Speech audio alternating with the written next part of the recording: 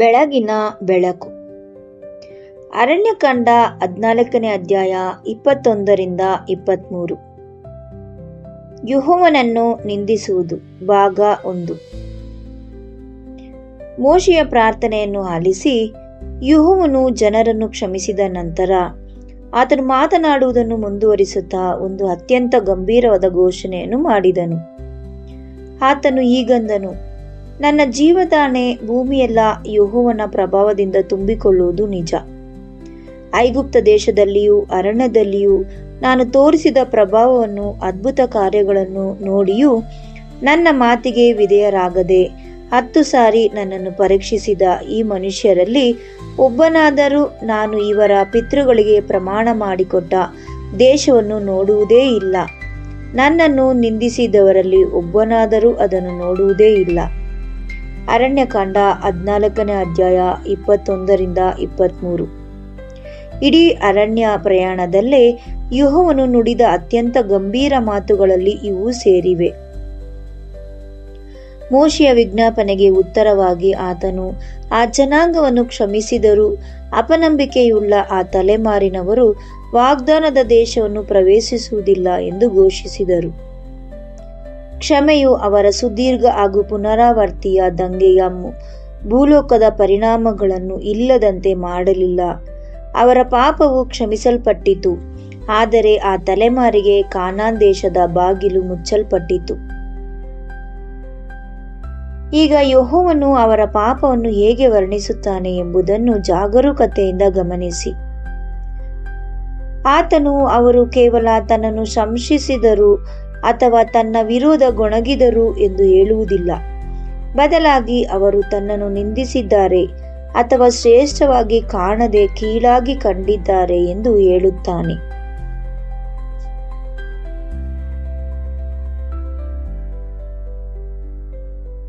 ಇಂದು ಅತ್ಯಂತ ಪ್ರಬಲವಾದ ಮಾತು ನಿಂದಿಸುವುದು ಎಂದರೆ ಅಸಹ್ಯ ಪಡುವುದು, ಕಡೆಗಣಿಸುವುದು, ತಿರಸ್ಕರಿಸುವುದು ಅಥವಾ ಒಬ್ಬರ ಗೌರವಕ್ಕೆ ಅಥವಾ ನಂಬಿಕೆಗೆ ಅನರ್ಹ ಎಂದು ನಡೆಸುವುದು.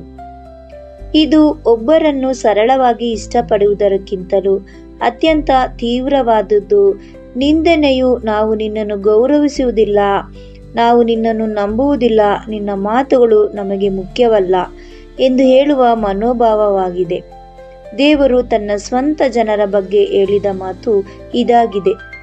ಇದನ್ನು ಆಲೋಚಿಸುವುದು ಅತ್ಯಂತ ಗಂಭೀರವಾದ ವಿಷಯವಾಗಿದೆ, ಏಕೆಂದರೆ ಇಸ್ರಾಯೇಲರು ಎಂದಿಗೂ ಯೆಹೋವನನ್ನು ದ್ವೇಷಿಸುತ್ತವೆ ಎಂದು ಬಹಿರಂಗವಾಗಿ ಘೋಷಿಸಲೇ ಇಲ್ಲ. ಅವರು ಆತನ ಜನರೊಂದಿಗೆ ಪ್ರಯಾಣ ಬೆಳೆಸುವುದನ್ನು ಮುಂದುವರಿಸಿದರು. ಅವರು ಆತನ ಗುಡಾರದ ಸುತ್ತಲೂ ನೆರೆದರು. ಆತನ ಅದ್ಭುತಗಳನ್ನು ತಮ್ಮ ಸ್ವಂತ ಕಣ್ಣುಗಳಿಂದಲೇ ಕಂಡರು. ಆದರೂ ಇವೆಲ್ಲವುಗಳ ನಡುವೆಯೂ ಅವರ ಕ್ರಿಯೆಗಳು ಅವರ ಹೃದಯದ ನಿಜವಾದ ಸ್ಥಿತಿಯನ್ನು ಬಯಲು ಮಾಡಿದವು. ಅವರ ಬಾಹ್ಯ ಧಾರ್ಮಿಕತೆಯ ಮುಂದುವರಿಯಿತು, ಆದರೆ ಆತನ ವಾಗ್ದಾನಗಳನ್ನು ನಂಬಲಾಗುವುದಿಲ್ಲ ಎಂಬಂತೆ ಅವರು ಆಂತರಿಕವಾಗಿ ದೇವರನ್ನು ನಡೆಸಿಕೊಳ್ಳುತ್ತಿದ್ದರು. ಮೊದಲನೆಯದಾಗಿ, ಯೆಹೋವನ ವಾಗ್ದಾನಗಳನ್ನು ನಂಬಲು ನಿರಾಕರಿಸುವ ಮೂಲಕ ಅವರನ್ನು ಆತನನ್ನು ನಿಂದಿಸಿದರು. ಕಾನಾನ್ ದೇಶವನ್ನು ಅವರಿಗೆ ಕೊಡುವುದಾಗಿ ದೇವರು ಪದೇ ಪದೇ ವಾಗ್ದಾನ ಮಾಡಿದ್ದನ್ನು ಇದೇನು ಸಣ್ಣದಾದ ಅಥವಾ ಅಸ್ಪಷ್ಟವಾದ ವಾಗ್ದಾನವಾಗಿರಲಿಲ್ಲ. ಇದು ಪುನರಾವರ್ತಿತ, ಖಚಿತ ಹಾಗೂ ಪ್ರಯಾಣದ ಮೂಲಕ ಬೆಂಬಲಿತವಾದ ವಾಗ್ದಾನವಾಗಿತ್ತು.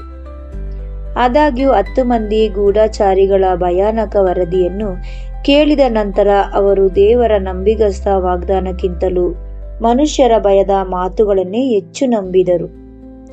ಅವರ ಅಪನಂಬಿಕೆಗೆ ಕಾರಣ ಸಾಕ್ಷ್ಯಾಧಾರಗಳೇ ಕೊರತೆಯಲ್ಲ, ಅದು ತಮಗೊಮ್ಮೆ ಕೈಗೂಡದ ದೇವರನ್ನು ನಂಬಲು ನಿರಾಕರಿಸದಾಗಿತ್ತು.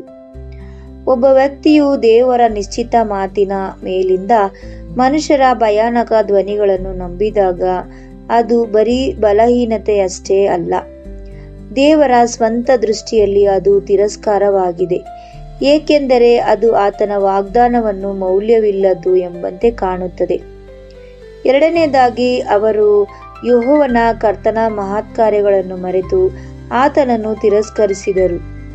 ದೇವರು ಈಜಿಪ್ಟಿನಿಂದ ತಮ್ಮನ್ನು ಹೇಗೆ ಬಿಡುಗಡೆ ಮಾಡಿದ್ದಾನೆಂಬುದನ್ನು ಅವರು ನೋಡಿದರು.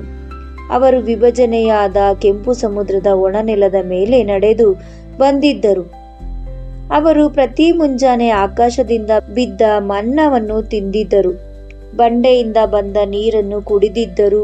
ಹಗಲಿನಲ್ಲಿ ಮೇಘಸ್ತಂಭದ ಮೂಲಕ ಮತ್ತು ರಾತ್ರಿಯಲ್ಲಿ ಅಗ್ನಿಸ್ತಂಭದ ಮೂಲಕ ಮಾರ್ಗದರ್ಶನ ಪಡೆದಿದ್ದರು. ಆದರೂ ಅವರು ಕಾನಾನ್ ಗಡಿಯಲ್ಲಿ ನಿಂತಾಗ ಈ ಯಾವುದೇ ಪಾವಗಡಗಳು ಎಂದಿಗೂ ಸಂಭವಿಸಿವೇ ಇಲ್ಲವೇನು ಎಂಬಂತೆ ನಡೆದುಕೊಂಡರು. ಅವರು ದೇವರ ನಂಬಿಗಸ್ತೆಯ ಪ್ರತಿಯೊಂದು ಸಾಕ್ಷಿಯನ್ನು ನಿರ್ಲಕ್ಷಿಸಿದರು.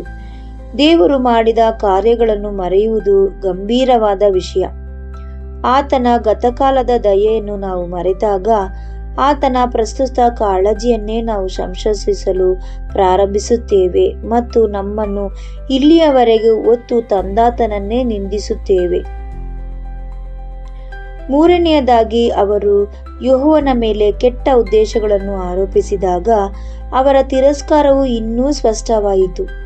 ಅವರು ನಾವು ಕತ್ತಿಗೆ ಬಲಿಯಾಗಿದ್ದಲೆಂದು ಯೆಹೋವನು ನಮ್ಮನ್ನು ಈ ದೇಶಕ್ಕೆ ಕರೆತರುತ್ತಿದ್ದಾನೆಯೇ ಎಂದು ಹೇಳಿದರು.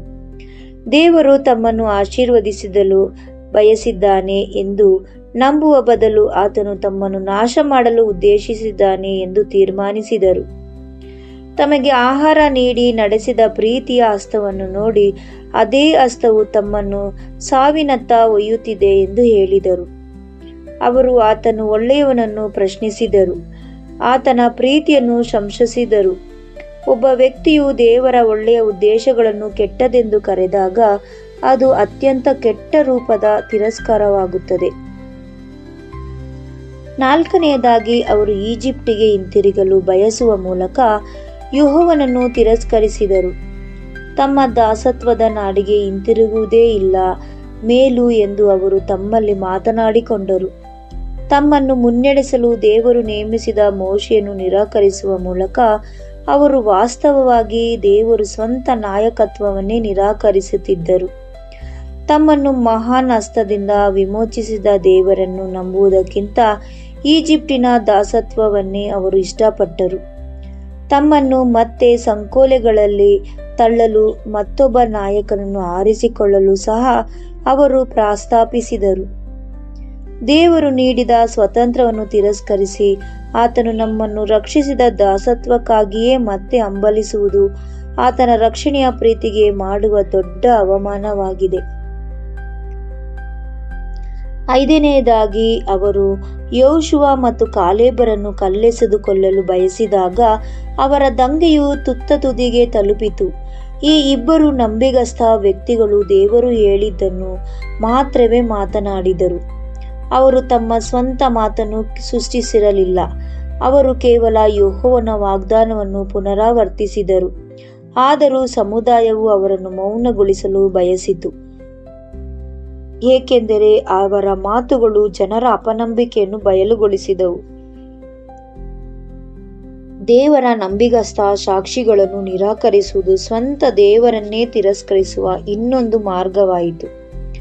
ನಮ್ಮ ಸ್ವಂತ ಅಪನಂಬಿಕೆಯನ್ನು ಬಯಲು ಮಾಡುವ ಸತ್ಯವನ್ನು ನಾವು ಮೌನಗೊಳಿಸಲು ಯತ್ನಿಸಿದಾಗ ನಾವು ಬರೀ ಸಂದೇಹವಾಹಕನನ್ನು ವಿರೋಧಿಸುತ್ತಿಲ್ಲ, ಆ ಸಂದೇಹವನ್ನು ಕಳುಹಿಸಿದ ದೇವರನ್ನೇ ವಿರೋಧಿಸುತ್ತಿದ್ದೇವೆ. ಇದೊಂದು ನಾವೆಂದು ಸರಳ ರೀತಿಯಲ್ಲಿ ಕಲ್ಪಿಸಿಕೊಂಡು ನೋಡೋಣ. ವರ್ಷಗಳಿಂದ ತನ್ನ ಮಗುವನ್ನು ಅತ್ಯಂತ ಪ್ರೀತಿಯಿಂದ ಸಾಕಿ ಬೆಳೆಸಿದ ಒಬ್ಬ ತಂದೆಯನ್ನು ಊಹಿಸಿಕೊಳ್ಳಿ. ಅವನು ಯಾವಾಗಲೂ ತನ್ನ ಮಾತುಗಳನ್ನು ಉಳಿಸಿಕೊಂಡಿದ್ದಾನೆ. ತನ್ನ ಕುಟುಂಬವನ್ನು ಸಲಹುವಲ್ಲಿ ಅವನು ಎಂದೂ ವಿಫಲನಾಗಲಿಲ್ಲ. ಒಂದು ದಿನ ಅವನು ತನ್ನ ಮಗುವಿಗೆ ನನ್ನನ್ನು ನಂಬು, ನಾನು ನಿನ್ನನ್ನು ನೋಡಿಕೊಳ್ಳುತ್ತೇನೆ ಎಂದು ಹೇಳುತ್ತಾನೆ. ಆದರೆ ಮಗು, ನಾನು ನಿನ್ನನ್ನು ನಂಬುವುದಿಲ್ಲ, ನೀವು ನನಗೆ ಹಾನಿ ಮಾಡಲು ಪ್ರಯತ್ನಿಸುತ್ತಿದ್ದೀರಿ ಎಂದು ನನಗೆ ಅನಿಸುತ್ತದೆ ಎಂದು ಉತ್ತರಿಸುತ್ತದೆ. ಆ ತಂದೆಗೆ ಇದರಿಂದ ತೀವ್ರ ನೋವಾಗುತ್ತದೆ. ಮಗು ಪ್ರಶ್ನೆ ಕೇಳಿದ್ದಕ್ಕೆ ಅಲ್ಲ, ಬದಲಿಗೆ ವರ್ಷಗಳಿಂದ ತಾವು ತೋರಿಸಿದ ಪ್ರೀತಿ ಮತ್ತು ನಂಬಿಕೆಯನ್ನು ಅದು ತಿರಸ್ಕರಿಸಿದ್ದಕ್ಕಾಗಿ. ಇಸ್ರಾಯೇಲ್ಯರು ಯೆಹೋವನಿಗೆ ದೇವರೊಬ್ಬನೇ ಮಾಡಿದ್ದು ಸಹ ಅದನ್ನೇ. ದೇವರು ಅವನಿಗಾಗಿ ಎಲ್ಲವನ್ನು ಮಾಡಿದ ಮೇಲೆಯೂ ಅವರು ಆತನ ಪ್ರೀತಿಯನ್ನು ನಂಬಲಿಲ್ಲ. ಇದನ್ನೇ ದೇವರು ಅಸಡ್ಡೆ ಅಥವಾ ತಿರಸ್ಕಾರ ಎಂದು ಕರೆದಿದ್ದು.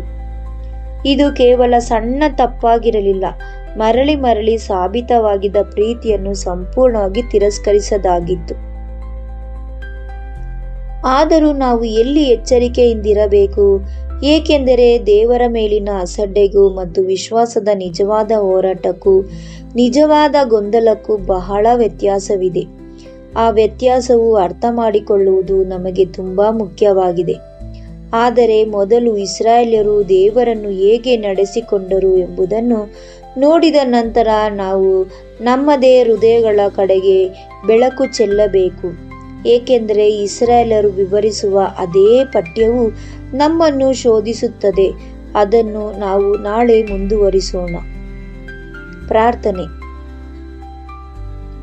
ಓ ನಮ್ಮ ದೇವರಾದ ಯೆಹೋವನೇ, ಇಸ್ರಾಯೇಲ್ಯರು ನಿಮ್ಮ ಜನರೊಂದಿಗೆ ಪ್ರಯಾಣಿಸುತ್ತಿದ್ದರೂ ಸಹ ನಿಮ್ಮನ್ನು ಅಸಡ್ಡೆಯಿಂದ ನಡೆಸಿಕೊಂಡಿದ್ದನ್ನು ನೋಡಿ ನಮಗೆ ಆತಂಕವಾಗುತ್ತದೆ. ಅವರು ನಿಮ್ಮ ಅದ್ಭುತಗಳನ್ನು ನೋಡಿದರು, ಆದರೂ ನಿಮ್ಮ ನಂಬಿಗಸ್ತ ವಾಗ್ದಾನಕ್ಕಿಂತ ಹೆಚ್ಚಾಗಿ ಮನುಷ್ಯರ ಭಯವನ್ನು ನಂಬಿದರು. ನಿಮ್ಮ ಒಳ್ಳೆಯ ಉದ್ದೇಶಗಳನ್ನು ಕೆಟ್ಟದ್ದರೆಂದು ಕರೆಯುವುದರಿಂದ ಅಥವಾ ನಿಮ್ಮ ವಾಗ್ದಾನಗಳನ್ನು ಅನಿಶ್ಚಿತವೆಂದು ಭಾವಿಸುವುದರಿಂದ ನಮ್ಮ ಹೃದಯಗಳನ್ನು ಕಾಯಿರಿ. ನಿಮ್ಮ ಮಹತ್ ಕಾರ್ಯಗಳನ್ನು ನೆನಪಿಸಿಕೊಳ್ಳಲು ಮತ್ತು ನೀವು ನಮಗೆ ಹಿಂದೆಂದೂ ಸಹಾಯವೇ ಮಾಡಿಲ್ಲವೇನೋ ಎಂಬಂತೆ ಎಂದಿಗೂ ನಡೆದುಕೊಳ್ಳದಿರಲು ನಮಗೆ ಸಹಾಯ ಮಾಡಿ.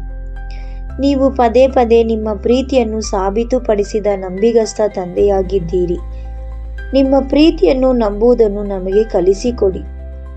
ನಾನು ಕರ್ತನ ಕ್ರಿಯೆಗಳನ್ನು ನೆನಪು ಮಾಡಿಕೊಳ್ಳುವೆನು. ಹೌದು, ಪುರಾತನ ಕಾಲದಲ್ಲಿ ನೀನು ಮಾಡಿದ ಅದ್ಭುತಗಳನ್ನು ನೆನಪಿಗೆ ತಂದುಕೊಳ್ಳುವೆನು. ಕೀರ್ತನೆ 77ನೇ ಅಧ್ಯಾಯ 11ನೇ ವಾಕ್ಯ.